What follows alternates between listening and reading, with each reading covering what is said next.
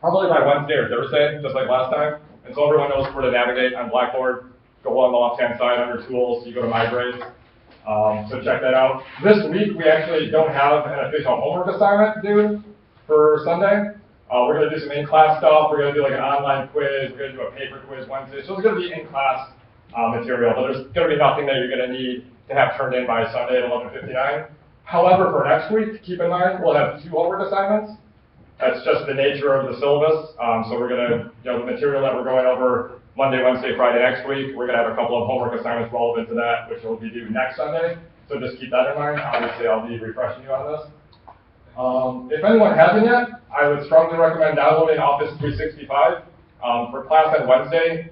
Probably at the beginning or right after we do some journaling, we're going to do a OneDrive tutorial that's going to get you set up online so we can start typing for in-class journaling, and also so we can start working on our Project One drafts, so you can have access to that and be able to save that. So we'll get into that. Office hours today, this is our first full week of class, week 3, so we do have a Monday, Wednesday, and Friday meeting this week, okay, so keep that in mind. And my office hours are today from 11:45 to 1:15. So does everyone remember where my office is? It's in the syllabus. It's over in this building that you can see with a big antenna off to your right here. Right there. We can't see the top of the building. It's like 12 stories high. Oh, okay. I'm in room 9306. It's at the end of the hallway. Okay. Yes, William. The download 365. This thing? No. No, just off, like, you'll be able to access it from your Blackboard. Once you log into Blackboard, you can get right on there. Okay. But just make sure you have that on your computer. We'll be doing all of our projects on Microsoft Word, and then all of our in-class journaling and drafting on OneDrive. So we'll be accessing that from these computers. I'll be going over this on Wednesday. Okay. What we're going to be doing there. Okay, so office hours, you want to just drop by, say hi today, talk about my hair, talk about an assignment, talk about whatever you want. It doesn't even have to be school related. Okay, just drop by 11:45 to 1:15. I can guarantee I'll be there within that frame. I can't say I'll be there 11:43, 1:18. I don't know. So other than this, if you want to meet at any other point, just send me an email, make an appointment, or if there's something that you just want to ask over email, just do that. Okay.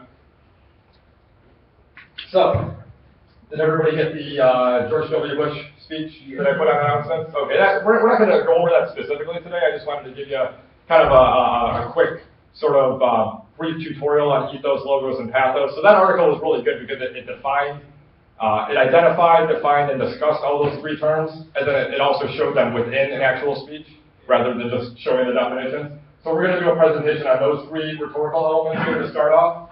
And if you look on your syllabus, for Project 1, 3 of your main body paragraphs for your first essay are going to deal specifically with ethos, with pathos, and with logos.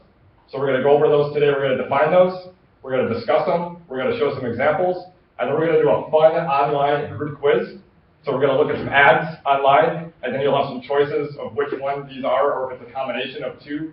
And then we'll go over that afterwards. And if we have time, we're going to do a fun, I don't know what's up with the soundtrack for this video either, but we're going to do like a ethos, pathos, logos video if we have time. Or we're going to do some in-class journaling. I haven't decided yet. We might just take a vote when it gets time. Okay? Aside from that, I think we're all set. Are there any questions about the homework, about the George W. Bush speech? Anything at all? Noli, any other hair comments? Bob, Therese first? The homework is kind of hard. Like, I really get like the rhetorical situation question. I don't like how to explain like a rhetorical situation. I understand some of the terms can be confusing, especially when you're looking at a genre, because genre already has a built-in sort of definition within the humanities, where it's, if you're talking about a movie, you're saying that the genre is action or sci-fi or adventure or drama. When we're talking about genre within the context of the rhetorical situation, it means something completely different. Yeah, it is a little confusing, but a real simple way to remember genre is just like the way that the information is being conveyed. So again, if it's a film review, if it's a blog post, if it's a homework assignment, if it's a flyer, if it's a message on a t-shirt. It's a very simple, usually, explanation for genre. So what's the difference between like the scene and the The scene is always like where the writing is taking place. So if you have a blog post on Huffington Post, your scene would be huffingtonpost.com, your genre would be blog post. Oh, okay. And then if you have something on a t-shirt, your scene is going to be t-shirt, and then your genre is going to be like, you know, logo or you know, proverb or author statement or quote or whatever it happens to be. Okay? If I write something on the whiteboard here, the genre is going to be notes for what we're doing in class today, and the scene can be whiteboard, classroom, you know, something like that. Does that make sense? Yeah. Okay. Mike Martin.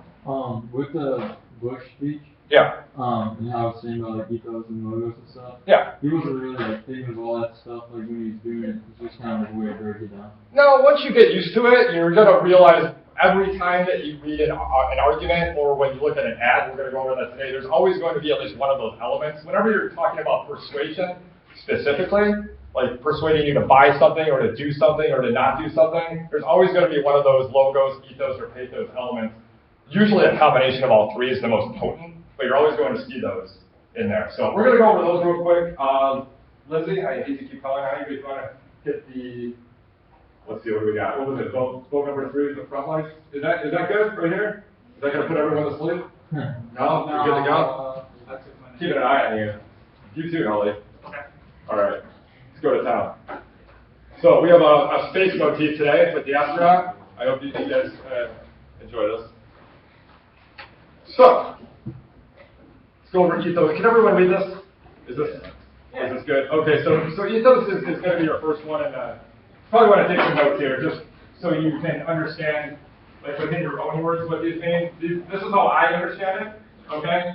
But you're going to have kind of a different way, you know, potentially to understand and comprehend that on your own. So whatever makes the most sense to you as I'm discussing these, and then we'll do questions afterwards.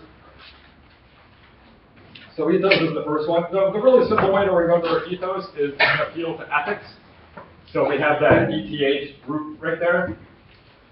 And a few of the main components of this that you want to look out for when you're trying to find if something's having to do with ethos or where the author specifically is using ethos within a particular argument is you want to look for credibility, okay?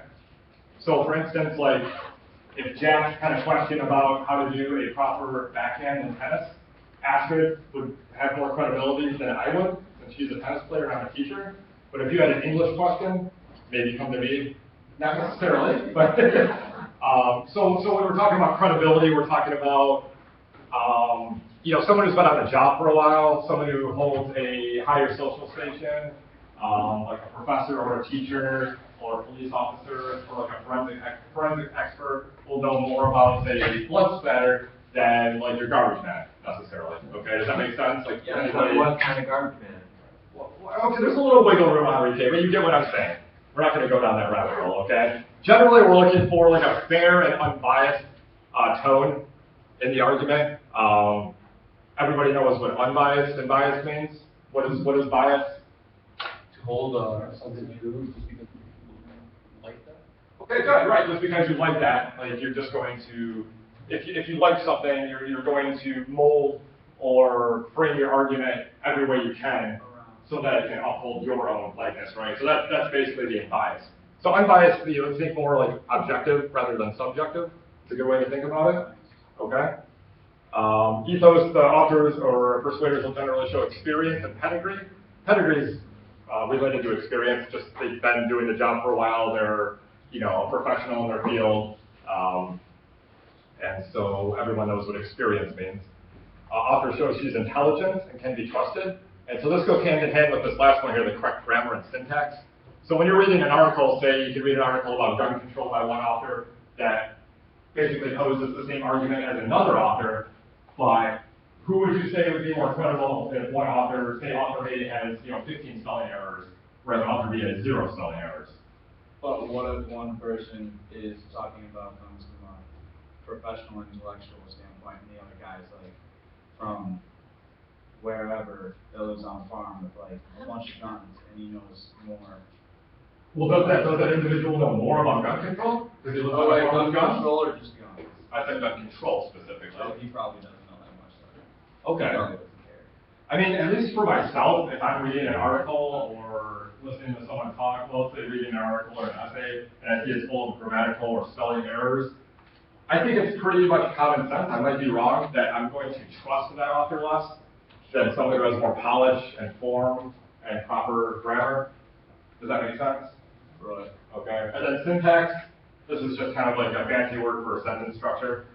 The sentence is just formatted properly, it's not switched around with verb, noun, etc. And just madness, basically.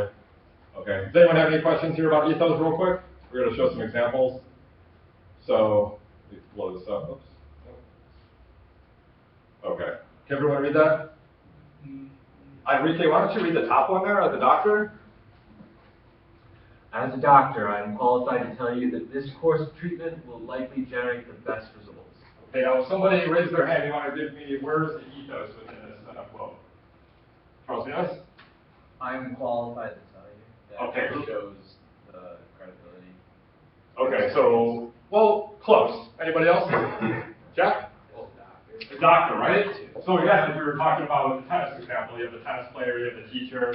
Choosy moms, choose Jeff, that's a popular one, that's the mom. That's where the credibility comes in. It's usually someone who assumes a title or like a social station.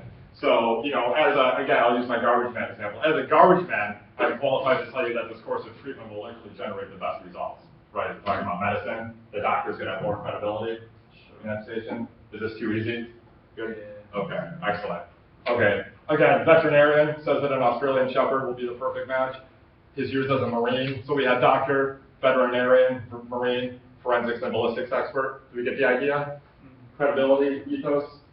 Okay, good. Someone keep an eye on that laptop. I got it set for 20 minutes, but should be good today. Okay, pathos. Pathos or pathos?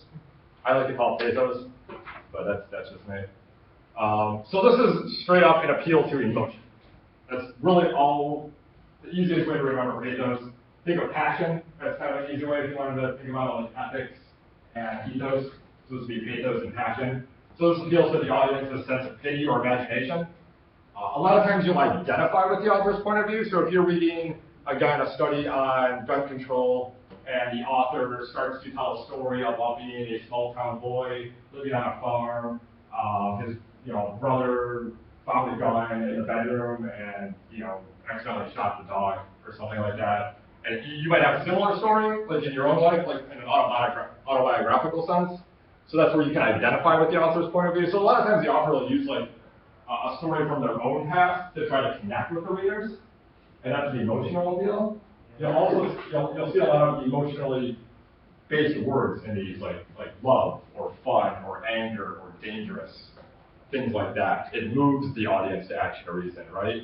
So that's one way that you can appeal to your audience in addition to the credibility or the experience. You can also appeal to their sense of emotion. Does that make sense? Like if I said to you, if you guys don't turn your homework in by Sunday at 11:59, the world's going to end. Okay? That's dangerous. That's dangerous, right? I don't want to turn in my That appeals early. That appeals in a completely contrived way, because that's just what I made up on the spot there. It was awful, I understand. But that appeals to a sense of emotion, right? Okay, so give a few examples here real quick. So again, if we don't move soon, we're all going to die. Can't you see how dangerous it would be to stay? That doesn't appeal to credibility, experience, pedigree. That's straight up appeal to emotion. And then look for some of the key words. In a second, I'm not just invested in this community. I love every building, every business, every hardworking member of this town. That word love is what distinguishes this as an appeal to pathos, okay? And then again, don't be the last person on the block to have their lawn treated. You don't want to be the laughing stock of your community, right? That appeals to your sense of, like embarrassment, right? Okay? Does that make sense to everybody? Yes. Mike Mark, you awake over there? Oh, yeah. Rubbing your eyebrows? All right, Yeah. cool, Yeah. cool. All right, whatever it takes. All right, so moving on. So lastly, we have logos. Real easy one. Logos, logic. Easiest way to remember that. When you're looking for logic, 9 times out of 10, you're going to be looking for facts, statistics. 2 out of 3 people choose this toothpaste. 9 out of 10 dentists choose this toothpaste. 10 out of 15 doctors choose this hospital, et cetera, et cetera. You'll see stats all over the place. Percentages, decimals, approximations, 543 traffic deaths occurred in Michigan last year, blah, blah, blah. That's an appeal right there to logos, okay? Well, could that be also after? It could be, that's good. See, there's a combination there, right? So when you say 543 traffic deaths occurred last year due to people not buckling up, that can appeal to logos, right? It gives you a stat of 543 person, but it also says people died, right? And that appeals to emotion, which is pathos. So you have to watch for that, because there's always going to be a combination, right? Yeah. Okay? So, so again, this deals with facts. These are usually like what's called empirical facts, not debatable. So 12% of the ozone disintegrated 5 years ago. Empirical fact. I'm making that up, but I'm just giving a hypothetical example.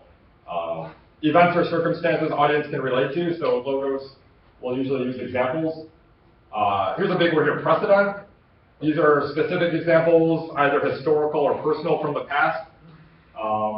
Let's see what an example of a precedent could be. So let me see. Precedent. Does anybody know what precedent means? Like in a court case, if there you go. Thank you for bailing me out. Right. Okay. Let's hear your example. Which is better than my nothing example there.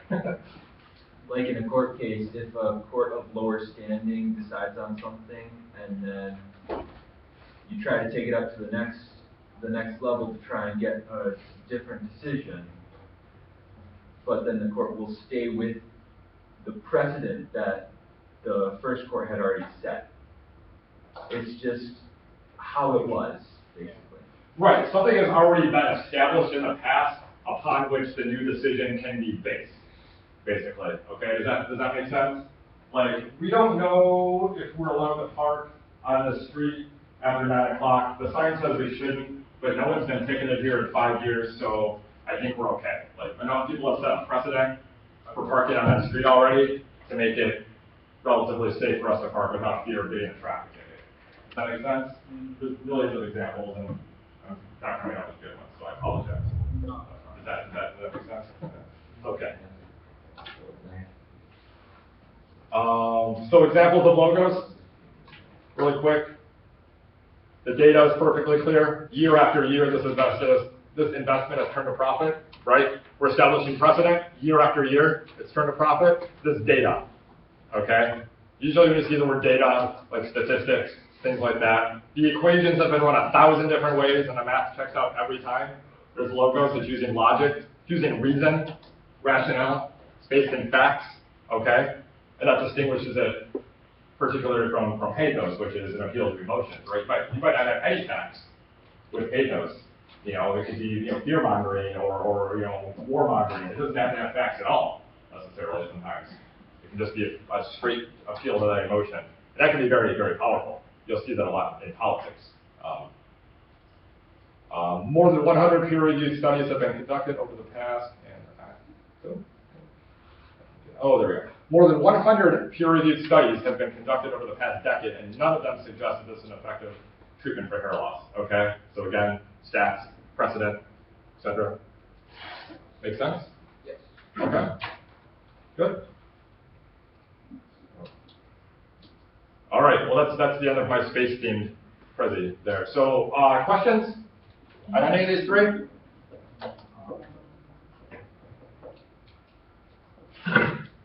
Are we going to be